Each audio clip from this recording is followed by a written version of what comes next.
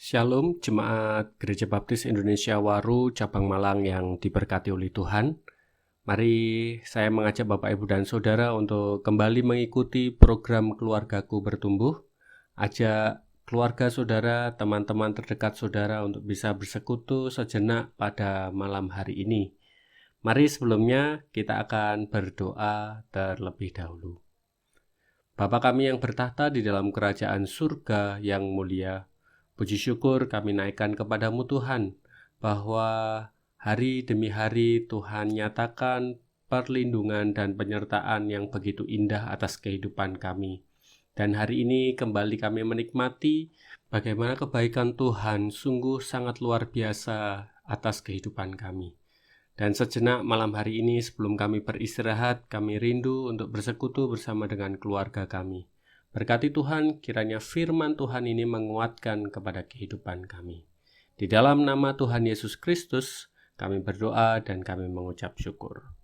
Amin. Bapak, Ibu, dan Saudara sekalian, judul kebenaran firman Tuhan pada hari ini adalah Mengapa Harus Begini? Dan nats firman Tuhan diambil dari kitab Efesus pasal yang ketiga, ayat yang ke-20 dan 21. Bunyi firman Tuhan demikian. Bagi Dialah yang dapat melakukan jauh lebih banyak daripada yang kita doakan atau pikirkan, seperti yang ternyata dari kuasa yang bekerja di dalam kita. Bagi Dialah kemuliaan di dalam jemaat dan di dalam Kristus Yesus, turun-temurun sampai selama-lamanya. Amin. Bapak, Ibu, dan Saudara yang dikasihi oleh Tuhan, pernahkah kita mengalami kenyataan hidup yang membingungkan? Mungkin saya dan saudara pernah berdoa kepada Tuhan dan kita sudah melakukan usaha yang begitu sungguh-sungguh dengan harapan agar kita atau anggota keluarga kita segera disembuhkan dari penyakit yang cukup lama kita derita. Tetapi jawaban Tuhan sangat berbeda dengan apa yang kita harapkan. Pernahkah saudara merasa bahwa saudara sudah berusaha sekuat tenaga demi kehidupan yang lebih baik, dengan perhitungan yang matang, dan bahkan sudah disertai oleh doa, tetapi selalu saja gagal? Pernahkah kita berada dalam situasi kehidupan yang berat di luar dugaan kita, sehingga kita bertanya-tanya dalam hati kita, Tuhan, mengapa harus begini? Memang, ketika menjalani kehidupan di dunia ini, kita kerap kali diperhadapkan dengan keadaan yang membuat kita tidak habis mengerti.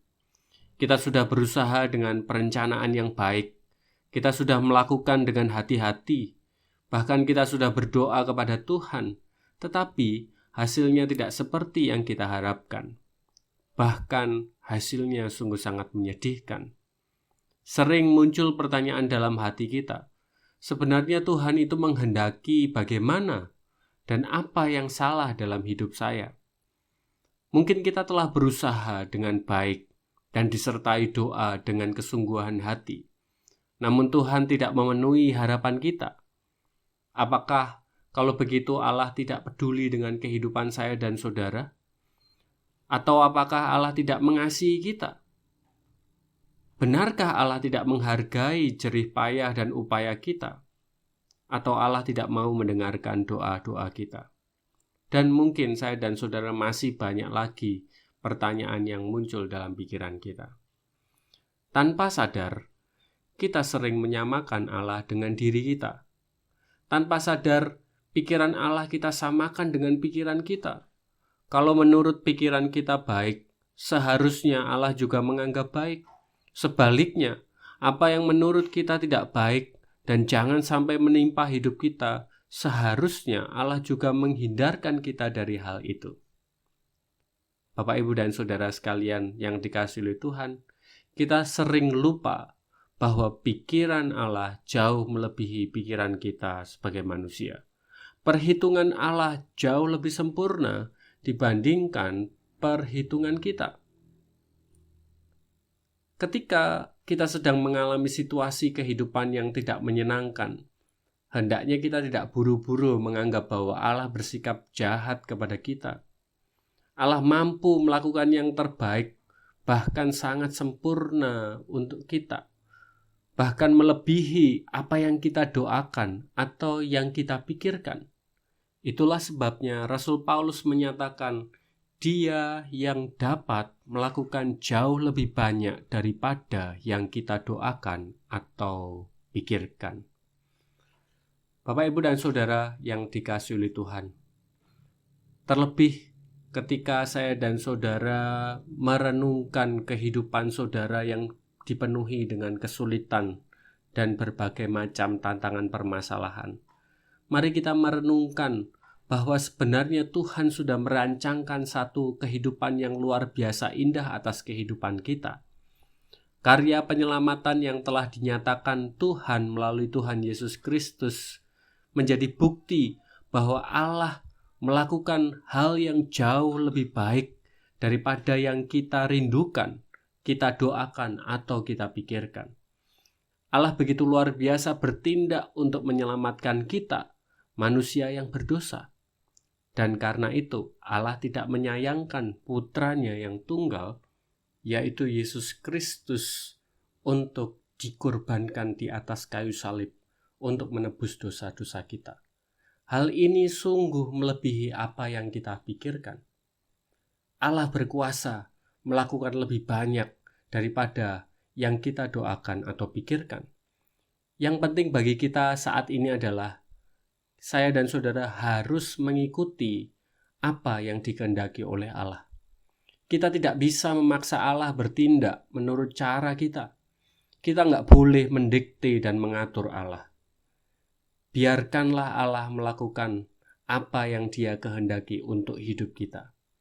Janganlah kita menjadi gelisah dengan bertanya-tanya selalu, mengapa harus begini Tuhan?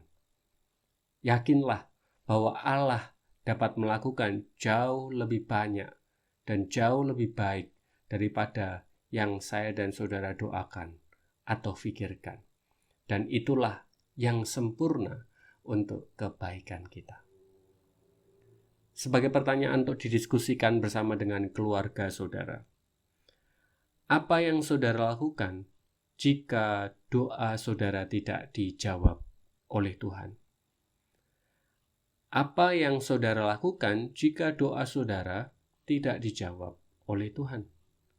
Sampaikanlah jawaban saudara, sharingkanlah itu dengan keluarga atau teman-teman saudara. Kiranya renungan ini memberkati kepada kita sekalian. Selamat bertumbuh keluargaku. Tuhan Yesus memberkati kita sekalian.